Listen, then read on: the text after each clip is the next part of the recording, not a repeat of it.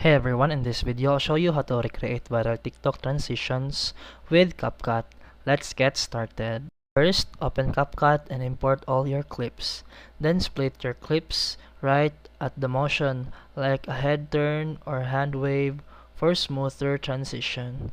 Then go to transitions and choose effects like zoom, spin, or swipe to match the trend. And after that, sync your transitions to the beat for maximum impact. Then, smooth transitions is equals to instant TikTok upgrade. Start practicing today. And this is how it looks like.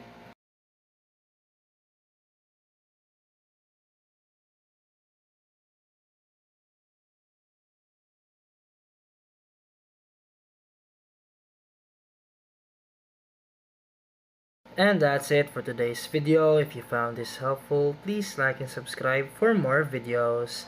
See you in the next one.